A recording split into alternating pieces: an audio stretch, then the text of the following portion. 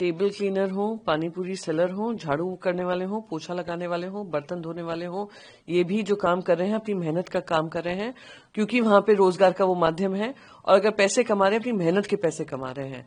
कोई भी काम छोटा बड़ा नहीं होता है। जिस तरीके से लगातार इस तरीके की टीका टिप्पणी कर कर अपने वोट बटोरने का काम हो रहा है वो दुर्भाग्यपूर्ण है।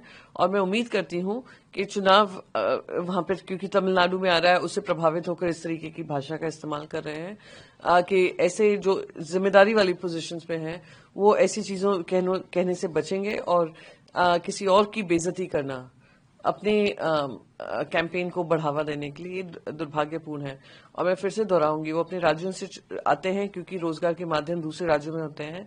अगर उनके राज्यों में होते तो शायद वो लोग को आने की जरूरत ना पड़ती, पर आ रहे हैं तो वही काम कर रहे हैं जो honest citizen of a country करते हैं। और इकोनॉमिक कंट्रीब्यूशन, जैसे मैंने कहा,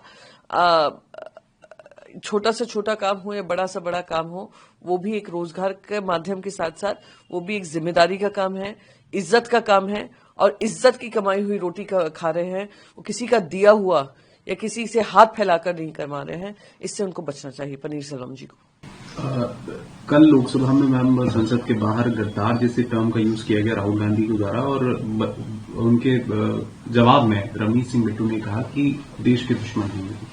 जो भाषा का इस्तेमाल हो रहा है it's a reflection of parliament के अंदर क्या हो रहा है। पार्लियामेंट के अंदर सत्ता पक्ष और विपक्ष की बिल्कुल ही जो तालमेल होना चाहिए प्रजातंत्र के अनुसार, जो जिम्मेदारी दोनों पक्ष को मिली हुई है वो जिम्मेदारी निभानी चाहिए, पर लगातार उसका हनन हो रहा है। दोनों ने एक स्टैंड अपना लिया है जिसमें कोई मिडिल ग्राउंड नहीं बचा है। उसी का नतीजा आपने कल पार्लियामेंट के प्रीमाइसेस में देखा, और वो उस पर रिकॉर्ड हुआ और प्ले आउट भी हुआ। सभी को एक जिम्मेदारी मिली हुई है। उस जिम्मेदारी अनुसार अगर काम हो, एक तरफ एक एलओपी है, एक तरफ एक मिनिस्टर है, मिनिस्टर रैंक के हैं।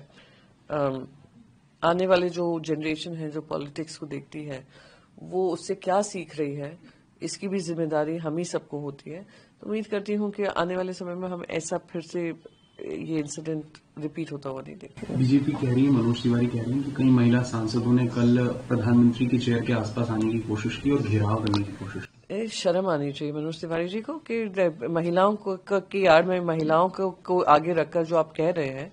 सबसे पहले तो उनको कह दूं कि महिलाएं काफी सक्षम हैं, वो निर्णय ले सकती हैं कहाँ प्रोटेस्ट करना है, कैसे प्रोटेस्ट करना है। ये जो सोच है भारतीय जनता पार्टी की सोच दर्शाता है कि आप वो महिला सांसद जो जनप्रतिनिधि हैं, जनता से चुनकर आई हैं, आप उनके ऊपर इस तरीके का आरोप लगा रहे हो। कहां तक सही है? हु चेक्स की कौन? ये है ऑपोजिशन प्रोटेस्ट कर रहा है। कौन अब जेंडर देखकर बोलने लगा है कि इस जेंडर के लोग प्रोटेस्ट कर रहे हैं? ये जो मैं लगातार कह रही हूं कि ये जो सेशन हुआ है इट इज सो अनफॉर्चुनेट कि पहली बार इतिहास में दर्ज होगा कि एलओपी को बोलने नहीं दिया गया। एलओपी कौन सी किताब का वर्णन से पढ़ रहे थे, उस किताब से जो आप छपने नहीं दे रहे हैं, जो छपी हुई किताबें इंतजार कर रही हैं पब्लिकेशन हाउस में कि मार्केट में आएंगी, उस पर आपने रोक लगाई हुई है, महीनों से रोक लगाई हुई है। इस आड़ में कि पहले मिनिस्ट्री ऑफ डिफेंस उसको क्लियर करेगी। फॉर्मर आर्मी चीफ की किताब है, आप सक्षम हैं, आप उसका जवाब दे सकते हैं। जनता ने आपको चुनकर भेजा है यही जवाबदेही तय करने के लिए, पर आपने उनको बोलने नहीं दिया। और फिर लगातार जो उस तरफ से सत्ता पक्ष की तरफ से जो किताबों का वर्णन किया गया, जो प्योरली सिर्फ स्लैंडर बुक्स है, जिनके ऑथर का ना अता है ना पता है, इस मंशा से बनाई गई कि कैरेक्टर असैसिनेशन करें, आप उन किताबों का कंपैरिजन फॉर्मर आर्मी चीफ की किताब से कर रहे हैं कि बेहद ही शर्मनाक है। और ये जो मनोज तिवारी जी कह रहे हैं, it is an outcome of the bitterness जो सत्ता पक्ष के मन में है और जवाबदेही से बचने का काम है। पर आज तक ये कहा गया opposition well of the house में आया, अब आप औरतों को, जेंडर को बताकर दिखाने की कोशिश कर रहे हैं कि महिलाओं को आगे रखकर कोई काम किया गया है। महिलाएं अपना निर्णय ले सकती हैं, अगर उनको विपक्ष में रहकर वेल ऑफ द हाउस में आकर प्रोटेस्ट करना है, वो उनकी सोच है, उनके हिसाब से है।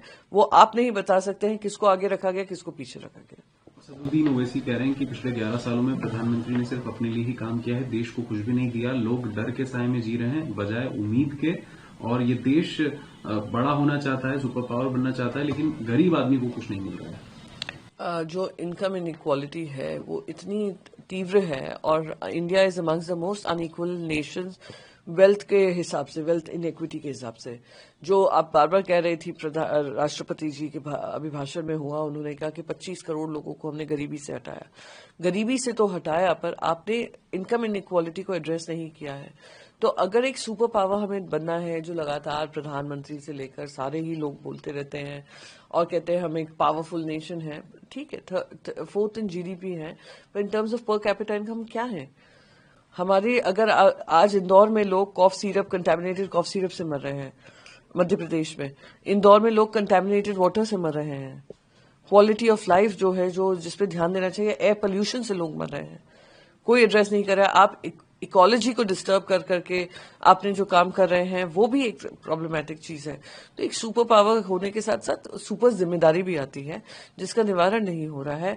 बस अपने आप के लिए बधाइयां बटोर रहे हैं, अपनी पीठ थपथपा रहे हैं, पर जहां तक जनता के मुद्दे हैं उसको दरकिनार कर रहे हैं। और वो वही झलक रहा है जिस तरीके से हमने जो ट्रेड डील हमारी हुई है वो यूएस से जो फरमान जारी हुआ है उस अनुसार हुई है। खड़गे जी भी यही कह रहे हैं कि it will only benefit American farmers, not Indian farmers. जी बिल्कुल, आपने 18% टैरिफ के गुड्स हमारे जाएंगे, 0% टैरिफ पे इनके आएंगे।